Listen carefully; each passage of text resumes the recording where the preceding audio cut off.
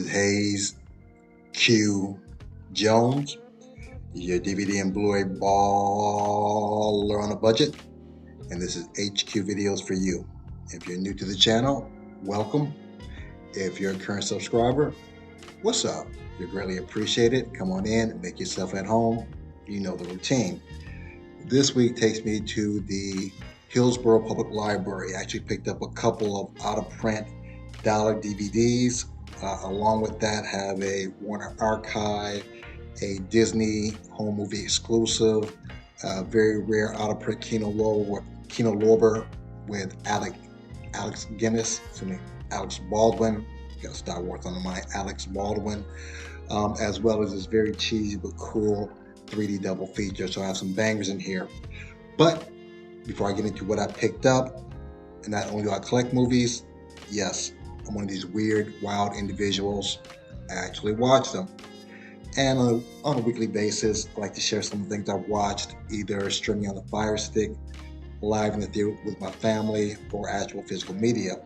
And this week I have 2 physical media and 2 streaming. The first physical media is a Hamilton book pickup. It's a 2020 thriller, Dead Reckoning. This was directed by Andrzej Bartkowiak, produced by Sam Alexandra, and written by Kristen Alexandra. This stars Scott Adkins, India Isley, James Remar, KJ Apa, John Shea. You might know James Remar from 48 Hours when he was young playing Gans. Scott Adkins, big martial arts guy. He had a part in one of the John Wick's movies. He was a fat guy. But the plot behind this, Tilly Gardner has been rocked to her core by the tragic death of her parents in a plane crash. She copes with the help of a local cab driver, Nico, with whom she's begun a summer romance on the island of Nantucket. But what she doesn't know is that Marco, the man who sabotaged her parents' plane, is on the way to Nantucket to set another terrifying scheme into motion. And this is just an okay thriller. It starts out a lot of action, then they kind of get into this romance. Then it kind of lulls down a little bit, and it picks up a little bit though, but it was just an okay thriller. I guess I was expecting a little bit more action with Scott Adkins because he's known for his martial arts, and he does have a little fight scene in there. But overall, it was just okay. It's entertaining, but it wasn't as suspenseful and as action-filled as I would have liked. But it's a decent thriller movie, Dead Reckoning. My next pick is a 2002 horror thriller, Fear.com. This is directed by William Malone, produced by Andrew Stevens, written by Moshe Diamond. This stars Stephen Dorff, Natasha McElhone, Stephen Ray, Udo Kier, Amelia Curtis. The plot behind this, with 4 corpses on his hands, New York City gumshoe Mike Riley, played by Stephen Dorff, teams up with Department of Health worker Terry Hudson, played by Natasha, to track down a homicidal sadist who telecasts shocking acts of torture on the internet. But they have their work cut out. It seems the victim only link is that they all went toes up 48 hours after logging into a site known as Fear.com. This kind of reminds me of The Ring a little bit, but with a slasher aspect to it, or maybe kind of a Hannibal aspect to it. Essentially, you log into this Fear.com and in 48 hours you end up dead. Kind of similar to The Ring though, but not so supernatural. It has creepy scenes, little suspense, not scary though, but more thriller suspense, slasher type though. With a Ring kind of thing to it though. But if you like that, definitely check out Fear.com. My next movie is something I watched on Amazon Prime. This is a 2026 American science fiction thriller film, Mercy. This was directed by Tamir Bekmambetoff, written by Marco Van Bell, produced by Charles Roven. This stars Chris Pratt, Rebecca Ferguson, Kaylee Rice, Annabelle Wallace, Chris Sullivan, Kyle Rogers. The plot behind this: in 2029, the Mercy Capital Court responds to a surge in crime by using artificial intelligent judges to try defendants for violent offenses. To assemble evidence, all devices are also registered to the municipal cloud to allow AI judges to pass judgment. The AI judge also gives the defendant all available resources to find and provide all the evidence needed to prove their innocence in 90 minutes or be executed via a sonic blast. I was excited to see this because when I went my last time to the movies was Avatar Fire and Ash in 3D. I saw this sign, and the movie was supposed to be in 3D also. I planned on seeing it, but didn't get around to it. It was a little disappointing. It kind of reminded me of War of the Worlds with Ice Cube. Essentially, you have the majority of the movie being set in one place, which works if it's a good story like the movie Devil or the movie Hateful Eight. It kind of used gimmicks with like closed circuit TV footage, CCTV footage, body cam footage. So it just seemed really thrown together and kind of cheesy. I know it wouldn't come off like Minority Report a little bit, which it did have that overarching theme, but it just really kind of fell flat. If it comes out in 3D, I'll probably get it just to check out 3D, but the movie was a little bit of a letdown for me though. My next film I saw on Netflix. This is a 2026 American survival thriller film, Thrash. This is directed and written by Tommy Wirkola, produced by Adam McKay. This stars Phoebe Denevor, I'm sure I wrong that woman's name, Whitney Peak, and Jiman Hunusu. The plot behind this: the town of Annabelle on the east coast of the United States awaits the arrival of Category 5 Hurricane Henry. Despite the imminent danger, Dakota finds herself unable to leave her recently deceased mother's house due to her agoraphobia. While the heavily pregnant Lisa is caught in town, unable to evacuate in time, outside of town, siblings Dee, Ron, and Will are forced to shelter with their unprepared foster parents, Billy and Rachel. This is a very cool movie. They did a clever thing. They combined two subgenres, hurricane movies and shark movies, and kind of made it together. Something similar to the movie Crawl, where they did alligator movie and hurricane. Pretty decent action, great thrill, great suspense, just overall fun movie. The sharks didn't look cheesy. I'm sure they were either AI or CGI though, but they looked relatively decent though. So overall, pleasantly surprised by Thrash. So if you have Netflix or another means to watch Thrash, hey, knock yourself out. Now, that's what I watched for the week. Without further ado, sit back, relax, have a drink of smoke, and I'll catch you at the other end of this video. We'll watch Pearl walk backwards.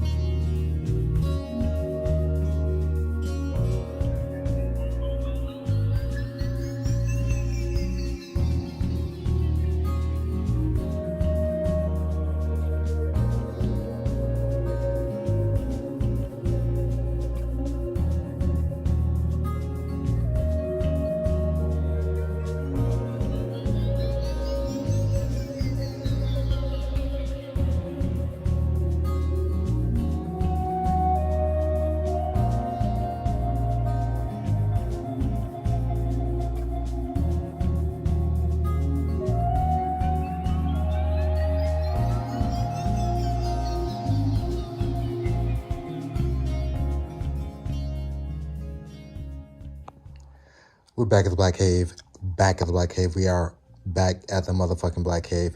Have my pickups here from the Brandon Hillsborough County Public Library. Have a Warner Archive collection, a Disney home movie exclusive.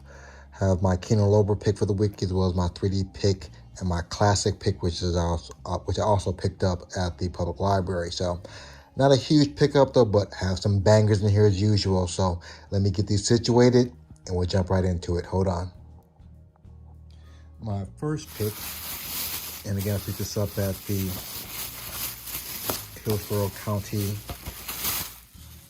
Library in Florida, is America's Funniest Comics, introduced by the man himself, Jamie Foxx. This is a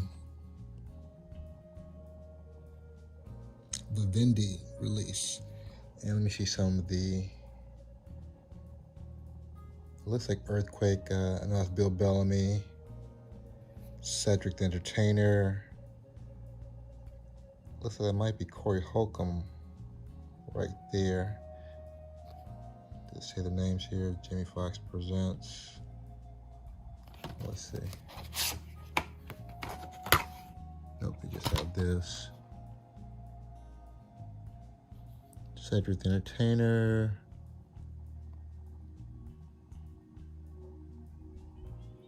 And some other folks. So I have the first one of this, so happy to add this to the collection. That's what I picked up at the public library. I have one more. Also, my Warner Archive, Joe versus the Volcano.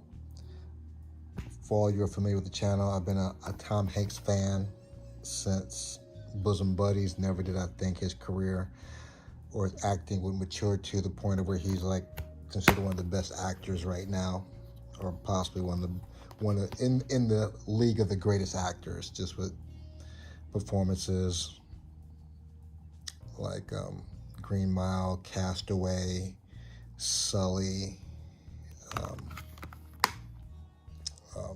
Forrest Gump. So not a huge fan of Meg Ryan. She always sounded kind of like she was drunk to me though, but it's a cute movie. Tom Hanks, Meg Ryan, Joe versus Volcano, Warner Archives release. Next, I have my Disney home movie exclusive, Herbie Rice Again. So I believe this completes all of the original Herbie movies. I've never seen the one with Lindsay Lohan. I know that one's out of print. I'm not in any kind of hurry to get that one, even though I'm somewhat of a completionist. So, but I completed the original series. If I run across it, I'll pick it up, but more than likely it's out of print, so I probably will not. But this is Herbie Rice Again. Dean Jones, Helen Hayes, no, Ken Berry, and Stephanie Powers. Oh yeah, from Heart to Heart. Ken Berry was Mayberry RFD, I believe. Herbie Rice Again. Next, this is my rare out of print Kino Lorber, Alec Baldwin, Bill Pullman, Nicole Kidman, Malice. This, in my opinion, this is when Alec was like the top of his career.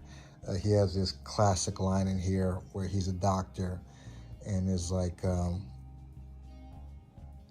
think he's talking to a patient. It's like when they're in the operating room, they don't pray to me, they pray to God. Like, I am God. Is that kind of arrogance that he brings to it, like Glengarry Ross, I believe, with Al Pacino. Great movie. Haven't seen this in a while. Can't wait to get back into it. Malice, Kino Lorber. My classic pick, which I also picked up from the public library, is Whoopi Goldberg's 20th anniversary. Plus, it has the original 1985 performance, her outrageous 85 performance, which I haven't seen yet. See, this must be other special features, I'm guessing. Let me see. Nice bit of artwork on the back. And this is an HBO release. Whoopi Goldberg Back to Broadway, the 20th anniversary. And my 3D pick for the week, for all you asylum sci-fi, sci-fi lovers, shark movie lovers, double feature Sharknado and the two-headed shark in 3D. Just a forewarning, because it took me a while to figure this out. Yes, it is 3D. Yes, it is 2 movies. However, this is Region B, but it will play as a Region A movie, but it will only play the Sharknado movie, and it won't be in 3D. So you have to have a Region B player, go to the menu, and it will show both the two-headed shark attack and Sharknado in 3D. So if you like this kind of cheesy sci-fi shark movie, you need to add this to your collection. And this is what I picked up for the week. If you're familiar with the channel, this is where I separate the art from the plastic and the disc. One of these, I explained this last week about my shelving issue right now, though. But this normally, Kino Lorber would normally make the shelf, but you'll see in a second, though. But let me get these scanned in, and I'll get you good people on your way. Hold on. Again, this is normally the part of the video where I play music and I put these away. But as you can see right here, this is where my artwork is for my movies. This is like sci-fi, Blu-ray. It's over here. Fantasy, animated movies. Over here, Disney movies. Over there, some of my steel books. Criterion collection right there is empty. Over here, I can make it over here without busting my ass. Go my Kino Lorbers. So let me put these away, and I'll get you good people on your way. Hold on. Almost everything scanned into my CLZ Movies app. C is in Coneheads, L is in Ladies Man, Z is in Zulu Dawn. Two-headed shark attack. I like to put that in manually for 3D, but let's knock this out.